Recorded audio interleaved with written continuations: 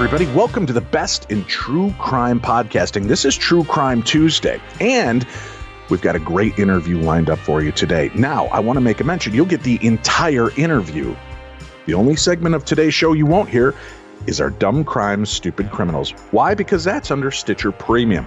We want to make sure that everybody gets a chance to hear these remarkable interviews of these incredible true crime stories. But for only $5 a month, you can subscribe to Stitcher Premium. That'll give you the entire episode. That includes the entire interview you're about to hear, plus Dumb Crimes, Stupid Criminals, and every episode of Darkness Radio, the best in paranormal podcasting.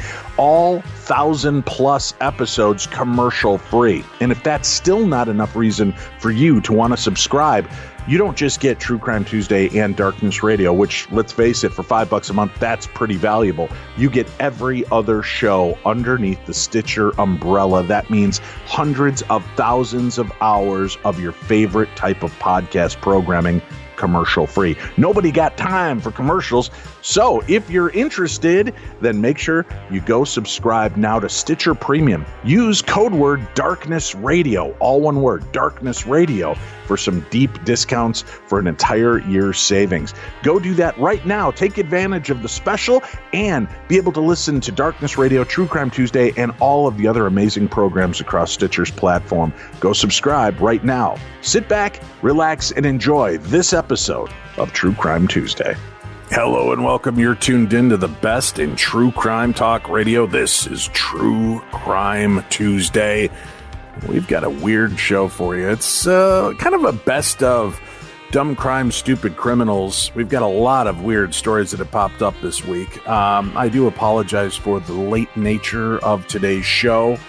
I will be forthcoming with you. First of all, Tim is still out dealing with COVID. We wish him a healthy and speedy full recovery. I have spent the last 2 days dealing with a bullying issue with one of my children. No, I'm not being bullied by one of my children. I am just dealing with something they're dealing with at school. And man, I just got to tell you, folks, sit your kids down, your grandkids, your nephews, your nieces, your godchildren, whoever you're responsible for, and just talk to them about bullying and the ignorance of it and how quickly things can escalate. And, you know, now I sit at the precipice of how far do I take this thing? How far do I take somebody threatening my child? Is it just a blowhard? Is it just a, you know, in my day, usually the kids shooting their mouth off the worst were the ones that you didn't have to worry about. It's the silent people that don't let you know they're coming for you that were problems. But in this new day and age and environment of strange entitlement and people just not fearing repercussions, you have to look at everything a lot more severely. And I have been put into an awkward position with, do I press charges on a threat? Do I bring this to the attention of the police, the education institute that my child attends? And I am being very cautious because, A, I don't need you knowing where my children go to school, but more importantly, I don't want to out the school. They really had no hand in this other than it is one of the kids at school bullying my child on the off-school hours. And because there's threats involved, I thought that the school should know. We talked briefly with them. They'd prefer to keep things under wraps and deal with the parents. But I'm not allowed to contact the parents. I'm not allowed to talk to the child that's bullying my child. So that does make you feel like your wings are a little pinched back. However, I have assured the principal at the school that, hey, you know, I've got screen captures of all of these threats. And at this point, I will stand back and hope that the parents do the right thing and hope that this student does the right thing. Otherwise, and I said, if, you know, just make sure they're fully aware that if this person crosses any line with my child, I will press every possible charge I can. And it's just a weird time to be alive and dealing with this. You know, God, I went to school. I was bullied. I was beat up on occasion and had some of that going, but I never feared for my life. I just feared an ass kicking. Kids today take things to a totally different level, and everybody seems to have access to weapons, and it's chilling. And then you've got to deal with the PTSD for your own child having to worry about going to school. So I'm just begging you, as a parent, an adult leader, just talk to the children in your life and let them know that these things are just not acceptable. That's all I can ask. And joining me for Dumb Crimes, Stupid Criminals, which is, I think it's our Choke Chomp Chew edition, and you'll find out why as we continue, is my lovely and talented wife, Winnie. Hello. Did you deal with much bullying when you were in school? Just a very little. I don't know. I was such a happy-go-lucky kid that just got along with everybody. I was usually the one that was shutting the bullies down at school, saying, "Hey, this isn't cool. You don't do this." I mean, I had people pick on me here and there, but nothing to the point where it made me feel like I was alone or isolated or picked on or singled out or anything like that. But my sister was. So I was kind of my sister's protector. As we went through the school ages. So, yeah, well, today, the entire day was eaten up dealing with this, and going back and forth between attorneys and friends that are in the law enforcement field, the school, my own child. And it's just, it's a weird position to be in. Yeah. And you realize that the kids kind of have you under bullying as well, because it's like, I don't want to do something that's going to put a permanent mark on somebody's record, and possibly send them down a much darker path just because they ran their mouth. But in this day and age, you can't not say something. So again, I did educate the school about this threat, and they have contacted the police liaison. They're going, as I said, they've made a call to the parents. They're going to speak with the student, and let the chips fall where they may. But, it's just weird. What just happened to you? You get your ass kicked and that's it. And, you talk to the parents and things rationally settle. I just, I don't know. It's bizarre. It is strange, bizarre. Sad, sick world. Yeah. What can you do? It's like a double-edged sword. Yeah. Well, speaking of strange, sick, twisted world, Marilyn Manson is in the headlines right now. Authorities searched Marilyn Manson's West Hollywood home Monday as part of a probe into sexual assault claims, according to a report. Officials with the LA County Sheriff's Department confirmed to the Post that about 8 to 10 investigators with the Special Victims Bureau forced entry and executed a search warrant at Manson's Hollywood home around 7 a.m. on Monday, November 29th. Manson was not there, but investigators searched the home for about 4 to 5 hours, seizing various media storage devices, including thumb drives and hard drives, officials said. The search was made in connection to an ongoing investigation concerning allegations of domestic violence and sexual assault filed against the singer back in 2019. A spokeswoman for the sheriff's office said she was aware of the report but couldn't confirm the search or offer any details. As of Monday night, Tuesday morning, detectives with the Los Angeles County Sheriff's Office began investigating Marilyn Manson over reports of domestic violence between 2009 and 2011. The dope show singer, whose real name is Brian Warner, has been hit with assault and abuse allegations from numerous women, including his former fiancée, Westworld actor Evan Rachel Wood. Wood named Manson as her abuser for the first time in a February Instagram post. Some of Manson's accusers have filed lawsuits, including Game of Thrones actor Esme Bianco. Bianco alleges in the suit filed in federal court that the shock rocker sexually, physically, and emotionally abused her. Manson deprived Bianco of food and sleep, locked her in a bedroom, whipped her, gave her electric shocks, and threatened to enter her room and forcibly have sex with her during the night, the lawsuit alleges. A Rolling Stone report earlier this month outlined accusations that the singer locked women into a music studio called the Bad Girls Room as a form of punishment. Manson, of course, has denied these allegations. His lawyer, Howard King, has called them provably false. A spokesperson for Manson didn't immediately respond to an inquiry regarding this story. This is another one of those cases that so many people have been slowly crawling out of the woodwork, making these claims. Now you have to ask, is this, he's got to be an easy target. He's a strange fella, right? Mm-hmm. Yes. And I don't want to dismiss the women's claims at all, but boy, if you wanted an easier mark, this guy seems like he would be the one to take a shot at it. It'll be interesting to see how it all shakes out.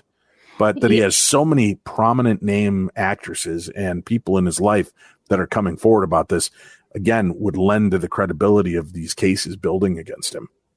Yeah, because I know when he was married to Rose McGowan, I mean, she like publicly said they were into like kinky stuff. So I don't know if there's sour grapes going on, or if this something was somebody that was not consenting to it.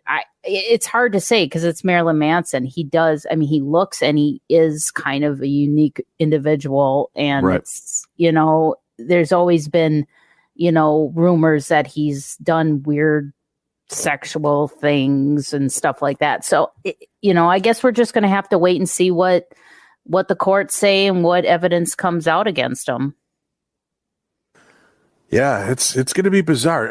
If he's found guilty of this, should the music be pulled from services, or do we separate the art from the artist?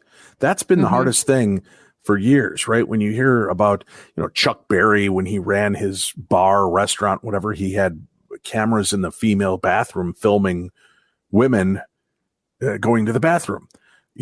Strange. Michael Jackson, of course, having many allegations levied against him. And again, we got to go with allegations because he's never been found guilty in any of those cases. But, where do you separate the crime from the art itself? Do we overlook because truthfully, I'm not a big Marilyn Manson fan. The songs I think he did best were all cover versions. And I enjoy those songs, but it's like kind of, puts a bad taste in your mouth. But is it enough that we cancel culture the music? Do we cancel culture these things if he is found guilty beyond a reasonable shadow of a doubt? Well, I mean, it's kind of like that with all those type of, those hardcore rock guys. I mean, back in the 90s, you had Satanic Panic, where every time, like if you listen to Metallica, you were into weird, satanic, weird just drugs and all this stuff, and they just associated with music. So I don't know if they're associating Marilyn Manson being Marilyn Manson with the sexual assault thing or whatnot, because I mean there's been so many rumors over the years since he even started with but again, it'd be easy to cast aspersions on a guy who looks and dresses like he does and just automatically assume he's into dark, creepy, weird stuff. Exactly. And I'm not standing up for him. I'm just, it's always one of those deals. But like I said, because of the amount of people and the people that have come forward, it really has to make you wonder if there's more to it. Listen, I know while I was gone filming for 2.5 months, very rarely able to actually see you, you were doing a lot of TV surfing on Netflix and catching these shows. Did you watch the Squid Game? I was going to watch Squid Game, but then I'm like, everyone was saying you have to watch it in the Korean language and you get the subtitles. I can't do subtitles because I have to focus on the words, and I'm not focusing on what's going on the TV. So I have not watched it, and it's kind of a show where I'm like, I don't know, maybe someday I'll get to it. Well, Squid Game smuggler is set to die by firing squad in North Korea. A smuggler who sold copies of Netflix smash hit series Squid Game in North Korea has been sentenced to death by firing squad, according to a report. The man allegedly smuggled copies of the Korean language show on USB drives from China into North Korea, where 7 high school students were caught watching the footage, sources told Radio Free Asia. A student who bought one of the flash drives received a life sentence, while 6 others who watched the footage have been sentenced to 5 years of hard labor. Wow, do they take this thing to the nth degree? Teachers and administrators at the school were also fired or face forced labor in remote mines, sources told the outlet. Radio Free Asia reported last week that the hit series had made its way in the reclusive Hermit Kingdom despite efforts by North Korean authorities to keep it out of the country, where foreign media is banned.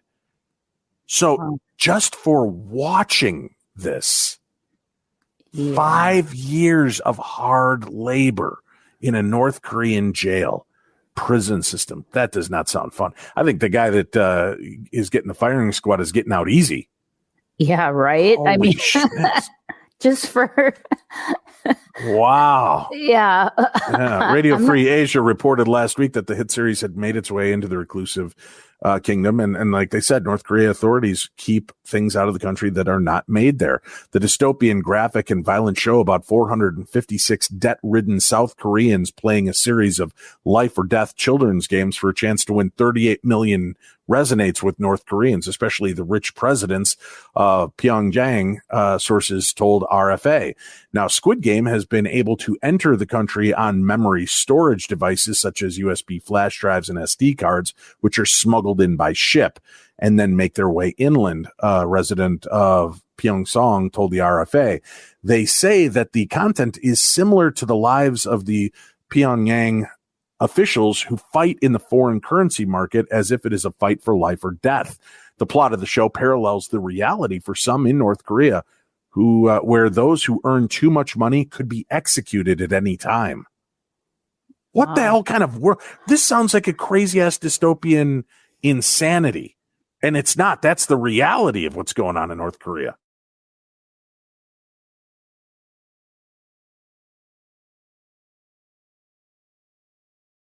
I don't know. They take their stuff seriously over there, but yeah. I mean, to put in front of a firing squad just by pirating something and then getting 5 years hard labor just watching it. I don't want to watch it now. No. I'm afraid. No, I'm afraid of all those copies of Demon in the White House I sent over to North Korea. I thought I was doing them a favor. Right. Good God. The law enforcement source in North Hamgyong province, which shares a border with China, told RFA Monday a high school student watched Squid Game in a classroom with one of his friends. The friend told several other students who became interested, and they shared the flash drive. The source said they were caught by the censors in 109 Sangmu, who had received a tip-off. The government strike force against outside media surveillance bureau Group 109 then arrested the 7 students in what's believed to be the first time North Korea is applying the new law in a case involving minors. Authorities then started scouring nearby markets for any other memory storage devices and foreign media after the students were caught. One North Hamgyong source said the residents are all trembling in fear because they will be mercilessly punished for buying or selling memory storage devices, no matter how small, a second source told RFA. But regardless of how strict the government's crackdown seems to be, rumors are circulating that among the 7 arrested students, one with rich parents was able to avoid punishment because they bribed the authorities for $3,000. North Korea passed a law last year on elimination of reactionary thought and culture. That's terrifying. So it seems like Squid Game is becoming a reality show. Yeah, well, I think it was to begin with. This carries a maximum penalty of death for watching, possession, or distribution of media from capitalist countries like South Korea and the U.S. Law enforcement is not playing around with the new law, and they are fiercely trying to root out every instance of capitalist culture, a second source told RFA. But times are tough due to the pandemic, so even the police are struggling to make ends meet. Putting a few bucks in their pocket will make them go away if you get caught watching South Korean media. A message seeking from Netflix by the Post was not immediately returned Wednesday. Do you think they're going to say, like, hey, we're waiving our rights to punish. Don't go after them. Good that's right. God. Oh, gosh, that's scary. It's terrifying. I mean, I'm glad I don't live in North Korea. Yeah, right?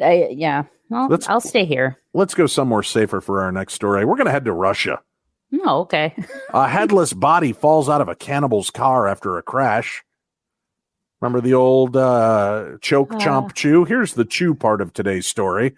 A purported Russian cannibal and 2 other men were arrested after police discovered a decapitated body at the scene of a car crash.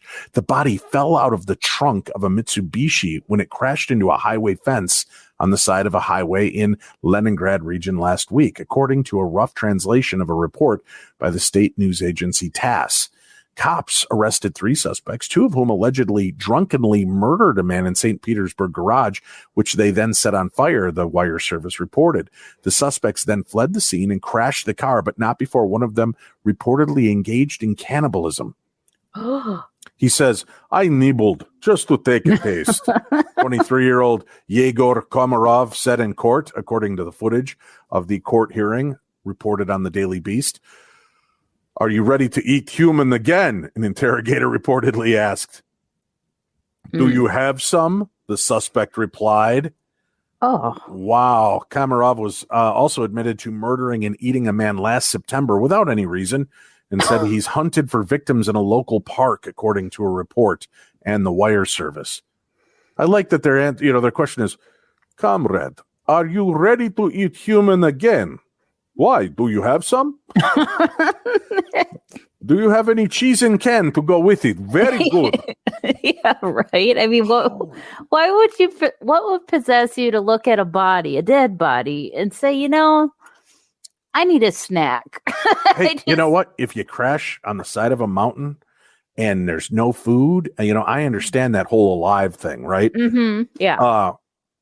You got to do what you got to do. Mm-hmm. I'm still perplexed that the part they carved off first were ass cheeks in that story. But I guess it's the fleshiest, meatiest part. And you do what you have to do. The Donner past stories and everything is, I don't know that it's so far removed. Many cultures have done it, but I'm going to continue to frown upon it. I guess I'm old that way. Well, the hits just keep on coming. A severed foot found by a group of children back in 2019 has now been identified as that of Justino Cordovilla, a convicted drug trafficker who went missing after turning witness against his former associates. The Civil Guard Command of Madrid confirmed on Monday that Cordovilla had been reported as missing 2 months before the foot was found. He was under witness protection at the time. Cordovilla was arrested in 2009 in Costa Rica with 6 kilos of cocaine and subsequently sentenced to 10 years in prison. But after 6 months in prison, he began to cooperate with authorities and was able to help convict several members of the gang that he was a part of. He was then extradited to Spain under a witness protection program, and as of 2019, it was believed Cordovilla was living in Collado Villalaba, a medium-sized town located to the northwest of Madrid. Authorities believe that Cordovilla may have been the victim of a revenge killing attack for his betrayal of the gang. However, they are still investigating other possibilities for the discovery of this foot. What other possibilities could there be? Well, and the simple fact, too, I mean, every time I drive down the freeway, I always see like a random, just one shoe sitting on the shoulder of the freeway. This is taking it to a whole new level. Because I'm like, how does that shoe get there? So, like, how does a foot just get on the side of the road? And I mean, that would be so awkward to find. Well, that's what I'm trying to understand this. Hey, it could be victim of revenge killing or betrayal of gang, but we're still investigating other possibilities. Maybe he wanted to lose weight and just decided to cut off a foot. I don't know. Maybe he thought he was too tall and wanted to cut off a foot and didn't realize that it didn't take him down 12 inches. I don't know. The severed foot was found in the Laguna del Campillo in the municipality of Rivas next to the Jarama River, which I'm sure I butchered every one of those words. Originally, authorities thought that the foot could have been that of a man injured during a strong storm that hit the Aganda del Rey area in the days before its discovery. It must have been a goddamn strong storm to take off your foot. Yeah. I've been in some rainstorms, my friends. I've been pelted with nickel-size hail, and never once have I thought, oh, shit, my foot's going to blow off. Yeah. Oh, my God. However, no injuries were reported as a result of that storm, despite the structural damage it caused, and his theory was ruled out. The foot was then sent by Civil Guard to the Forensic Anatomical Institute for analysis with hopes of identifying who it belonged to. They were able to conclude that it belonged to a middle-aged Caucasian man who may have died a while ago. Oh, well, listen, I'm no CSI guy, but I'm pretty sure I could have told you that by looking at it. Well, yeah, it's not like he's walking around hobbling on one foot and asking where the lost and found is. Yeah. I was caught up in a horrible storm. Has anyone seen my foot?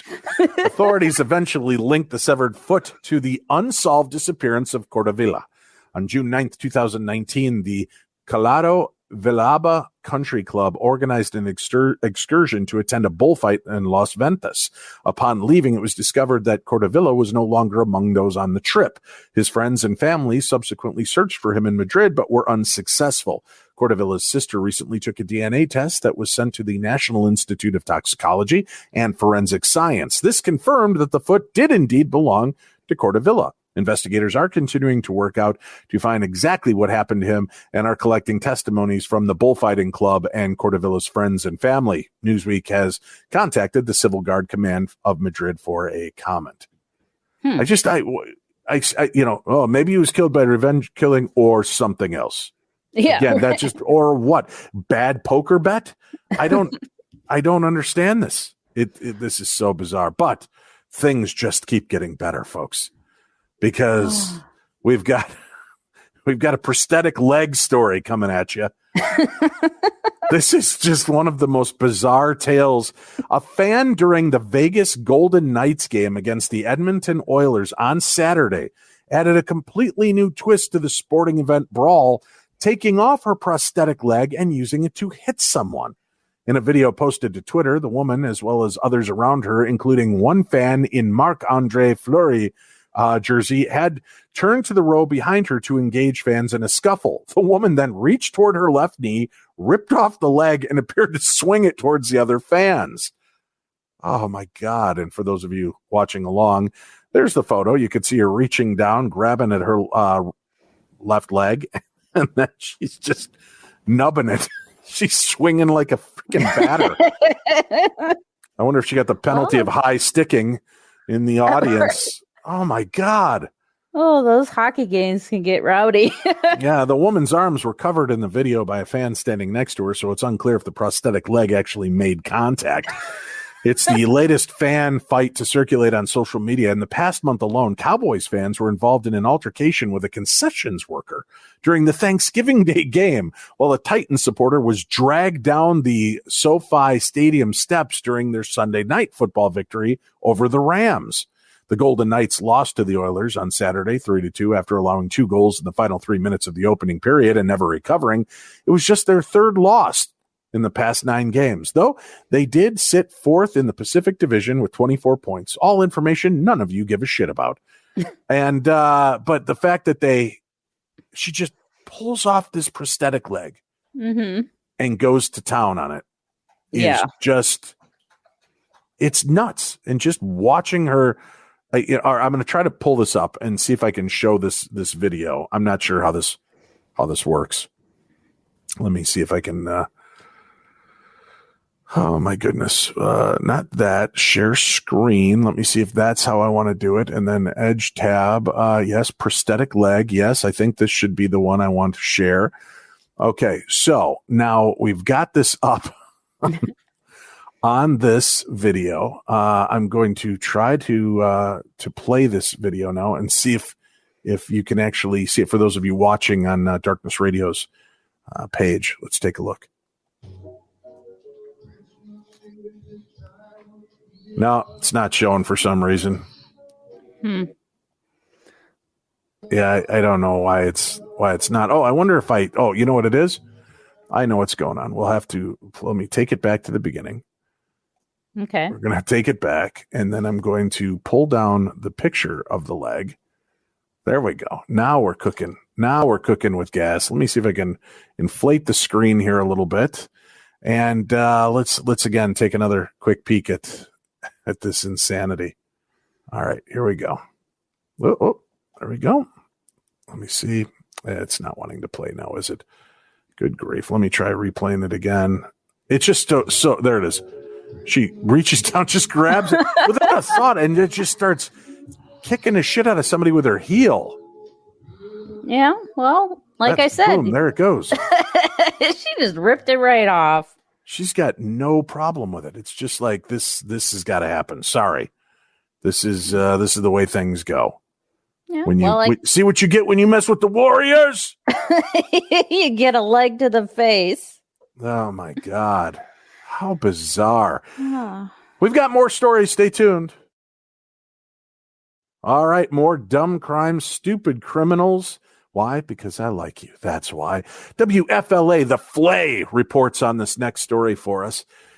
Oh, God. Citrus County, Florida. A Florida woman was arrested Sunday after police say she walked into a Citrus County home and began to undress herself, then began hugging and sitting on multiple people, including several who were 65 years or older.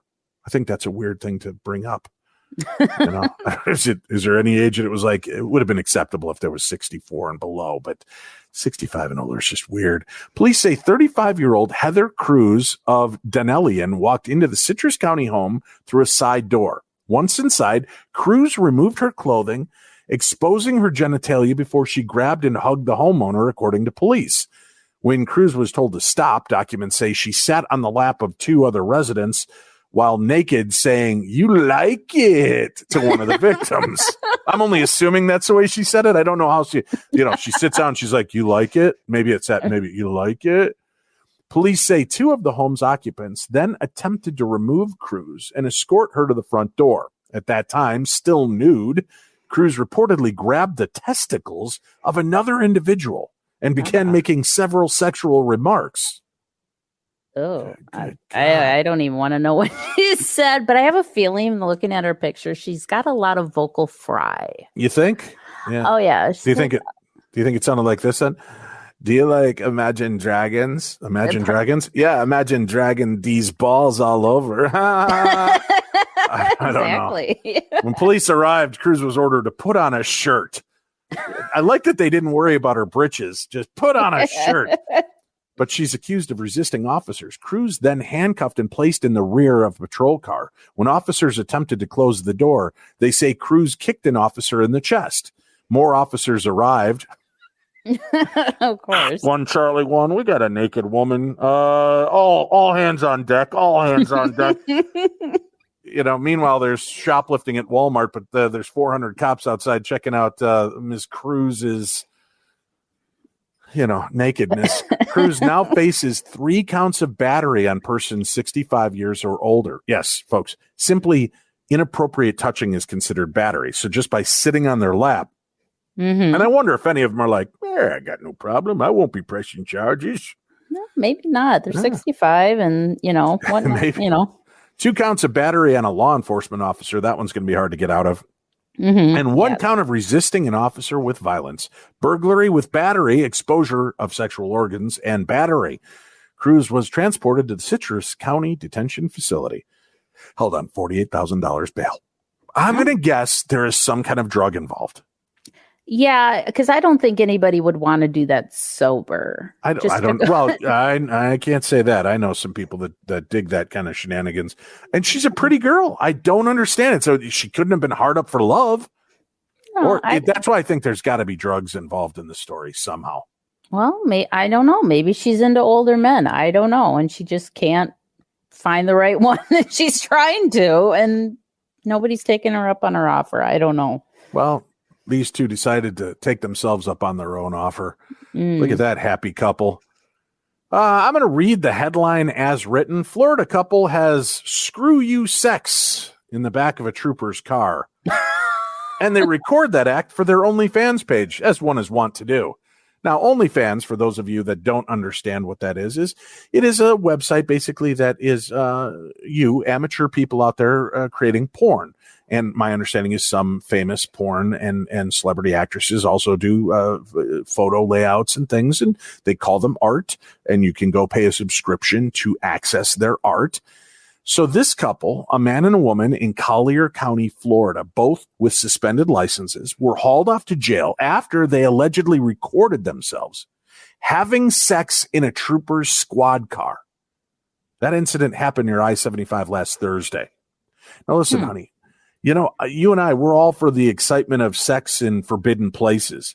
But I think during the midst of an arrest, probably not the best time.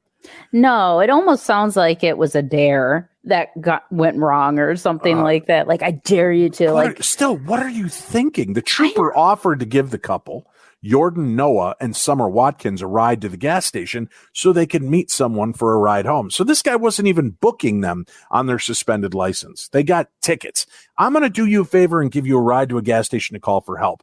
While in the back of the car, Watkins reportedly yelled, "Baby, we should record an OnlyFans video back here. What if I just suck your dick back here?" she told the trooper. Yeah, the New York Post reported, "I told her that she, in fact, could not do that," Trooper J.D. Perez Morales wrote, just to hear her again allegedly ask, "Can I suck his boop back here or what?" After again saying no, what a party pooper, the officer let them alone in the back of the car for a short period. He was asking for it. Come on. Yeah, right? That's when you separate them, only to later see what really went down when he reviewed the prisoner video footage. He wrote, "Shortly after I closed the door, Mr. Noah said, 'Hold on while I whip this out.'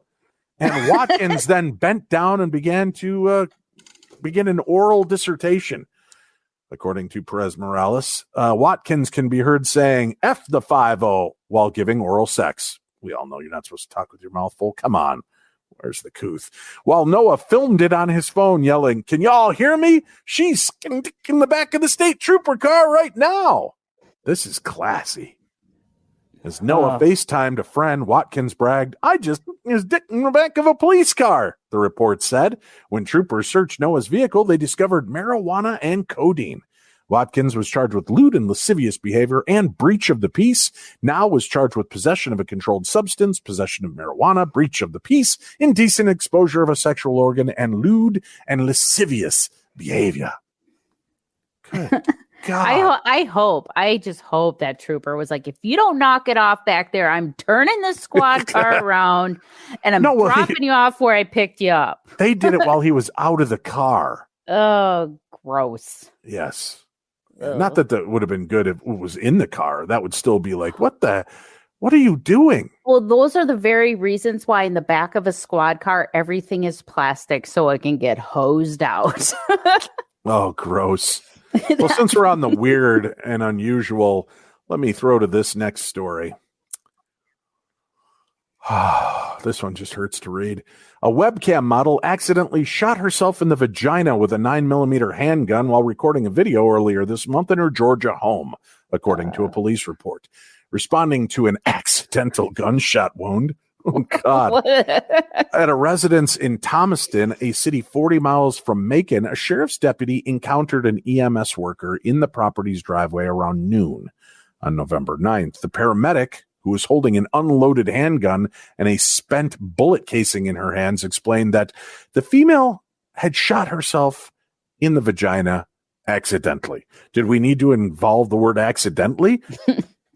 According to interviews with other residents of the home, deputies determined that Lauren Hunter Damon, 27, was apparently alone inside her bedroom when the gun discharged.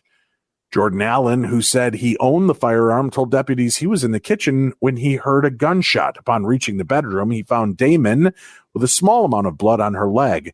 Allen advised that she started saying that she was sorry. He advised that she told him that she shot herself accidentally. What are you? Don't. Why you don't want to? That's a boom boom bad in the cha cha. Yeah. Well, which I think used to be a Lou Vega song, wasn't it? Boom boom bad in the cha cha. I don't know.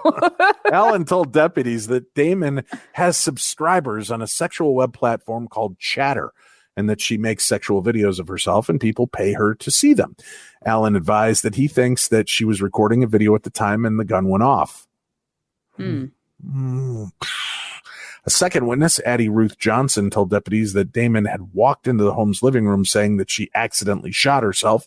It appears that the web platform to which Allen referred is actually Chatterbait.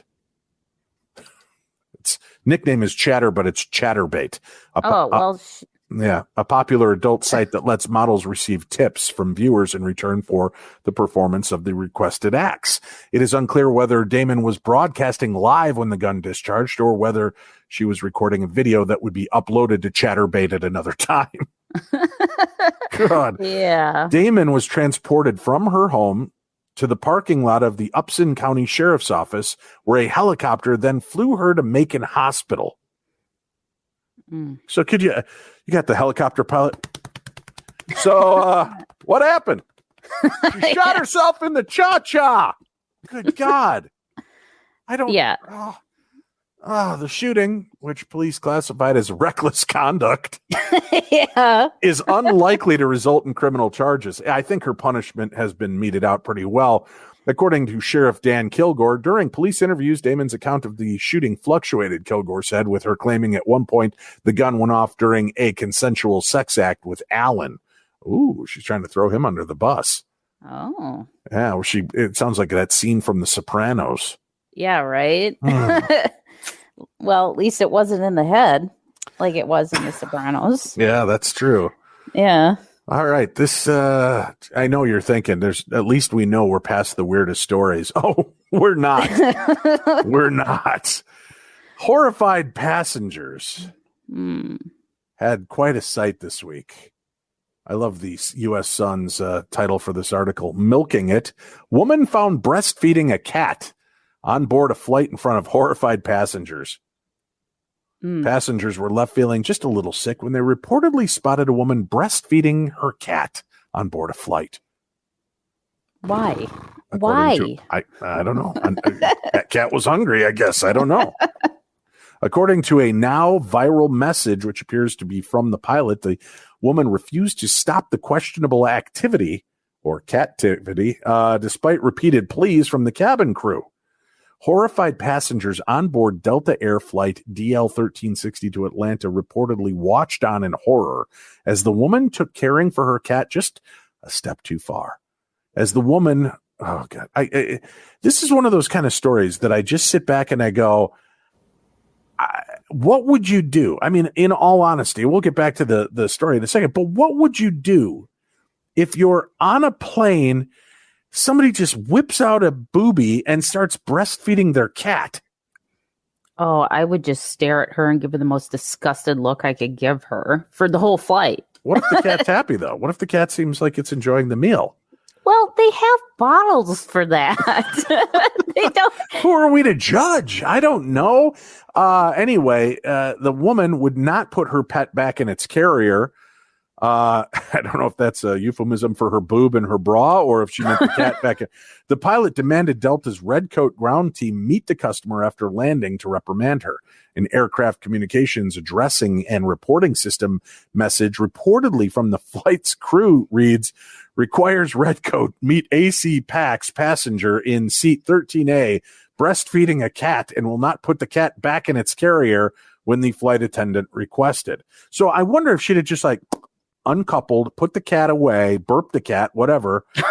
Would they have called for the Redcoats? Would they have just let the breastfeeding slip? I have no idea, because that's just awkward to begin with. To have your cat breastfeeding on a plane and then refusing to put it back in the anywhere, but on a plane. I mean, because you're in close vicinity to other people. It's not like you can go off and hide somewhere, right, and feed your cat if that's what you're into. Yeah, I mean, why not just go to the bathroom and do this? I know. I don't get it. The American airline system, I guess, has really been dealing with a lot of trauma this year. They've had quite an uptick in strange activity, strange claims, people just being idiots, which, you and I have been on enough flights. We've seen that kind of shenanigans. Yeah. American Airline has experienced an 84% surge in incidents relating to emotional support animals in the past few years, forcing them to tighten regulations. But unlike this case, it's usually the animal acting up and not their owner. Rules state that the passengers are allowed to bring their small dogs and cats in the cabin, but must stay in a case under the seat in front of them the entire time. And it does pose a question our friend Ralph Basham brought up today. You can't have peanuts on a flight because somebody might be allergic. So they stopped serving peanuts. But what if there are people that are just our son Nathan, he is really, really allergic to cats. And if he comes to visit us and he's in the house for more than a half an hour, he's sick for a few days. So we usually go meet him somewhere else and keep his, I don't know, on a flight. Yeah, I'm not sure what their protocol is because I know they limit how many pets are on a flight. But I mean, like, there's some people who have asthma attacks being around cats and dogs because of the dander. So I don't know. I don't know if the airlines, because I've never traveled with a pet. So I'm not sure what the process is, but I'm assuming they alert other passengers to let them know that there will be. I've never been alerted. I've been on planes constantly where they've got their dogs and cats and guinea pigs. I saw an emotional guinea pig. Well, I mean, the guinea pig was not emotional, but guinea pig's like, where are we going? I'm just not prepared for this. I'm stressed. Right. The phrase emotionally supportive has been interpreted broadly over the years. And in a statement, Delta said that they had seen comfort turkeys. Because there's nothing more comforting than a turkey. I've gotten comfort from wild turkey on a flight before. Also, sugar gliders, snakes, spiders, and more taken on planes. How you are not a spider person. I am not a snake person. If somebody just whips one of those out next to you and they're like, "Oh, this is my emotional support spider," it's going to meet the bottom of your shoe, isn't it? Well, no, I respect the animals. I don't like spiders, but I respect them. They can stay outside my home. They have no reason to be on a plane. There's no emotional support coming from a spider. They're creepy 8-legged things that just don't need to be outside of an aquarium. If you want one as a pet, it stays in there. Same with snakes. You are a spider elitist. That's all I'm say. Well, I'm sorry. What comfort can that thing give you? I mean, crawl in your face, pick in your ear. Those people that, like, on videos, they open their mouth and those giant tarantulas come crawling out?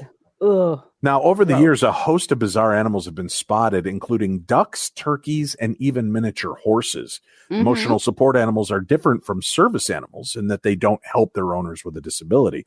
Instead, they provide help for problems, including PTSD. About the miniature horse. I did see pictures of it. All right, well, hold on. Instead, as I said, these provide with help. The horse, but go ahead. Oh, I'm sorry. But yeah, to see that horse wedged in between the seats. And he falls asleep. And horses they're not great at holding in poop and pee. No. If you've ever been in a parade, you'll see that. Well, yeah, they're like goats. They just go as they walk. Yeah. Yeah, a number of airlines are banning emotional support animals, but many still allow them. It's for helping people with PTSD, anxiety, or depression, and I wouldn't want to take that away. But I don't know. Do you want to be on a plane with an emotional support turkey? No, I just don't see the correlation of how a turkey can be calming to somebody. I mean, I can understand a dog or a cat, something fluffy and cute and soft that likes to cuddle. You're just starting to calm down, and all of a sudden, I mean, you think they're pert velociraptors? So they are. When we first bought our house, I went out. There were wild turkeys in our backyard. They were like the velociraptors from Jurassic World. They were stalking me. They were 9 feet tall and chittering and running around chasing me. It was horrifying. Yeah. That's why I don't go in the out of doors. In one case, an emotional support duck named Daniel joined a passenger who suffered from PTSD. He was brought on board to help her when she's about to have a panic attack. How does a duck help somebody with a panic attack? He puts his feet on her chest so she'll lie down. That dominant duck. You can't really out on a plane anyway. Yeah. Well, meanwhile, in 2019, the miniature pony graced an American airline flight. The horse is called Flirty and even has its own Instagram and Twitter account. Her owner wrote on social media, "Once we get up to cruising altitude, she just takes a nap. She's very quiet." That being said, I'm going to keep traveling by car. It's just easier on Flirty. Yeah, let's worry about Flirty, not the poor guy has to sit next to you smelling horse farts. It is a cute horse, though, I must say. Well, since we're rarefied air, we'll stick in the sky here. We've got a strange story to share. Oh, God. A woman attacks a Spirit Airlines flight attendant after she allegedly got drunk. A woman needed to be restrained by fellow passengers on a Spirit Airline flight to Nashville on Saturday when she got drunk and attacked 2 flight attendants. A 42-year-old woman was charged with public intoxication, court records show. The suspect yelled at arresting officers to shoot me and told them, "I've had a lot to drink," according to the Tennessean. The woman allegedly punched one flight attendant and pulled another one's hair during the 6 p.m. flight from Fort Lauderdale. The passenger restrained her feet with zip ties when the plane landed and then resisted getting into a police cruiser at Nashville International Airport at 7 p.m. The woman spent the night in jail but was released Sunday morning when her case was dismissed because the flight crew declined to press charges, according to court records. Why is that? Because they don't want more bad press? I think you should press charges so jackasses like that, people will know, if I go on that flight on Delta, I'm safe. Or Spirit. I don't have to worry. Yeah, I don't know why they wouldn't press charges. Because isn't it it's a federal offense to attack a flight attendant? It's an attack. Yeah, you're right. Especially since 9/11. What's weird is they say we do not tolerate aggressive behavior of any kind. And this passenger is no longer welcome on any of our flights. Spirit Airlines spokesperson Nicole Aguilar reportedly said, "We will work with the relevant authorities to ensure this individual is prosecuted to the fullest extent of the law." Well, wait a minute. The charges were dropped, but they're going to press charges? I don't understand this. The airline did not immediately respond about the incident or why the charges were dropped. Maybe one of the flight attendants said something to incite this woman into an attack. And I say that because you and I were just at Walmart a couple of weeks ago, and we're like, it was just a surreal moment as we are leaving Walmart. There's this heavyset guy on one of those motorized scooters you can borrow. Yeah. And he's walking with a shorter guy, and one of the employees comes out, and I thought they were buddies, kind of joking with one another. And then he's like, yeah, keep laughing it up, you fat fuck. If I see you and your dipshit friend come in here again, I'm calling the cops. They're going to bounce your ass out of here permanently. And I'm like, what are we seeing? And then I don't know. They're just kind of trying to ignore him as they're zipping through the lot in their scooter. And, this guy's like walking behind them, henpecking them the entire ride, the Walmart employee. He's like, yeah, you fat fuck. You don't need that thing. Get off it and walk. So the guy finally gets up and ambles away. But it was just like, I'm like, I kind of feel like we should go in and report this guy. But I also feel like, hey, I like to know there's somebody here who can handle their shit at Walmart if there's somebody acting like schmucks. And we didn't see what had happened inside the store that led to this. So I let go and let God and figured everything would work out for the best. Yeah, right. I mean, the guy could have been shoplifting. Who knows?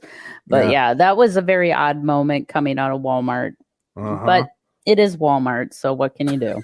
But it is Walmart. Like, that's the acceptable part. But it is Walmart. So, considering it's probably just better that way. Very strange. Very, very strange. This is a dumb way to raise money for a way to pay for your criminal defense lawyer.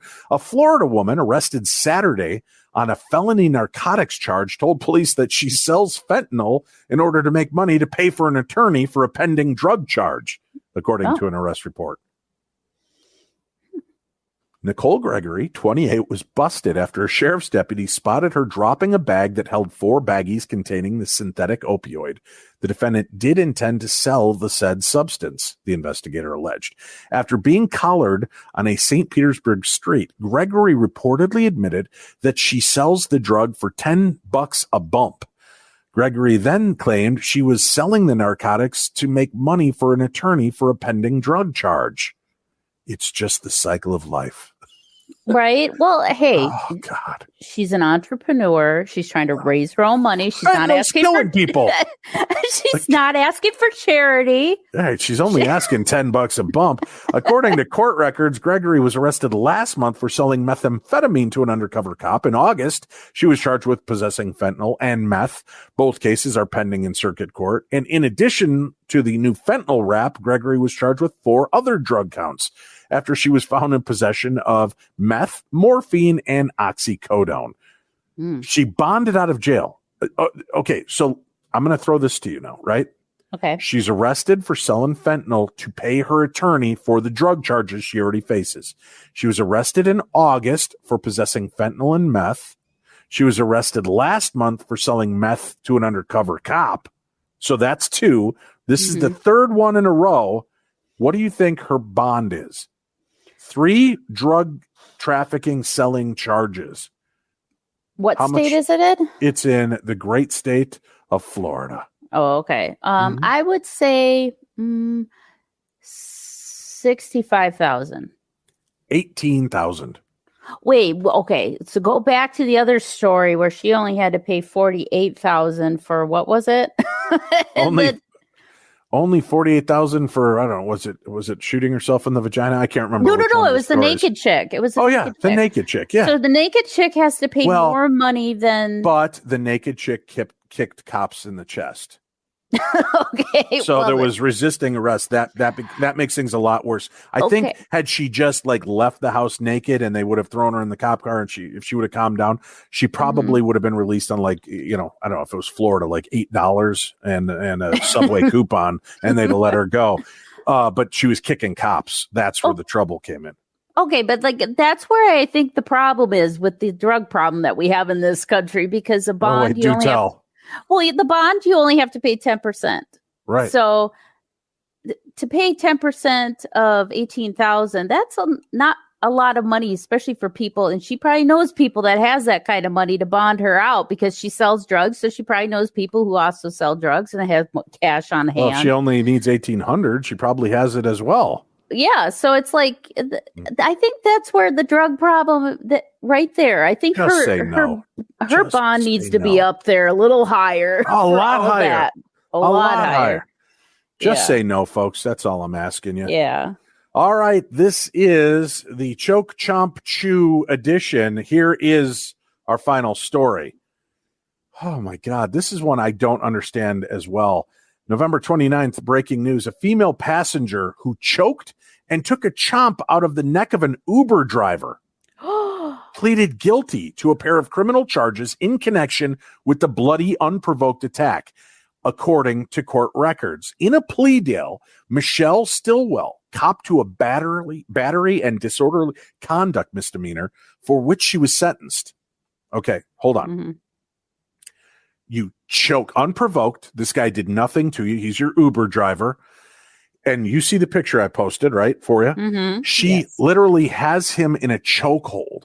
Yes. She's leaning back. She's interlocking her wrists and pressing them against his throat up against the high back headrest. So this guy has no place to move. She's doing it and she's leaning straight back. She's pulling with all of her might. So and she bit him in the neck like a vampire zombie. So she chokes the guy out, bites him in an unprovoked attack. Okay? Yeah. What do you think was her sentence? Let me think. I would say her sentence, she probably had to pay a fine and then community service. For what she has to wash cars. How about that? Wash cars. All the Uber cars. Car wash. Yeah. No, in a plea deal, she copped to battery and disorderly conduct misdemeanors for which she was sentenced to 18 months probation. That's all. That's it. She choked out a guy and bit him, tore a chunk out of his neck, by the way. And unprovoked. So Right. Stillwell was originally charged in criminal information with battery and witness tampering, which is a felony. Stillwell, a licensed practical nurse, an LPN, was also fined $850. Like you said, there would be a fine, $850, directed to undergo a mental health evaluation and ordered to have no contact with Michael Hassey, the 23-year-old victim. Oh, my God. Right. And to top it off, she only gave him a 1-star review. I don't know. That's true at all. As reported in criminal complaints, Stillwell attacked Hassey from behind as he drove his Toyota near Stillwell's St. Petersburg residence in mid-April. While the car was moving, Stillwell reached forward, proceeded to choke the victim from behind. According to a sheriff's deputy, Stillwell initially choked Hassey with 2 hands before wrapping an arm around his throat. As Hassey sought to pull over the car, Stillwell managed to crawl forward onto the center console and bite the victim directly on the neck, deeply on the neck. Yeah. Yeah. Let me I got to post this picture of her as she's scrambling over the seat. Again, you can go check out Darkness Radio's YouTube page. You'll see the pictures of all of these strange ass stories. I'm trying to see if it's saved here, because this is a hell of a Hell of an image if I can get it. Well, yeah, and that's just terrifying, knowing that this guy is just picking up this lady, and I'm assuming with Uber drivers they could see who they're picking up. Yeah. So he's like, "Oh, she's just a middle-aged woman, whatever." Had no probably inclination that there would be any type of danger, and he's getting choked out like it's a wrestling match. And look at there's the picture of her scrambling over. Let me see if I can get it over here now. I got to pull this picture down so we can see it. There she is. Can you see that? Yeah. She has scrambled over the seat to in between the seats and then bit him. What kind of lunacy is this woman dealing with that this is okay in her world? And she only gets probation. Photos taken by several witnesses who stepped in to stop the attack show Stillwell choking Hassie and splayed across the Toyota driver's seat. Another image shows the bite mark on Hassie's neck. While police and court records do not cite a motive for the Saturday afternoon attack, arrest affidavits note that Stillwell displayed an indication of alcohol influence. Well, still, I drink plenty of alcohol. I've never had the urge to choke somebody out and bite a chunk out of their neck. Mm-hmm. But there's a lot of people out there that will eat White Castle. So I guess biting your Uber driver is probably healthier. Well, maybe that's why she did it, because he wouldn't take her to White Castle because it wasn't on the docket for what he picked her up for. So mental cases, mental. Mm-hmm. That's it for this week's Dumb Crimes, Stupid Criminals, friends. Again, sorry for no interview this week, but dealing with my own law issues and trying to protect my family took a little precedent today. So I hope that you enjoyed this. And again, keep Tim in your thoughts and prayers. You've been listening to the best in true crime talk radio. This is True Crime Tuesday. We hope you enjoyed today's program of True Crime Tuesday. And remember, if you'd like the full episode with the Dumb Crimes, Stupid Criminals aspect, all you have to do is go over and subscribe now for Stitcher Premium. Use code word Darkness Radio, all one word, to get some deep discount savings for your 1-year subscription. And it will give you access to all of our archives from Darkness Radio. There's over 1,000 episodes up and available, and more being added constantly. You get all of the episodes of True Crime Tuesday, and you get all of the other great programs that are part of Stitcher. Hundreds of thousands of hours of programming for $5 a month, commercial free. You can't beat that, so don't even try. Go subscribe now, and remember to use keyword Darkness Radio for those key savings.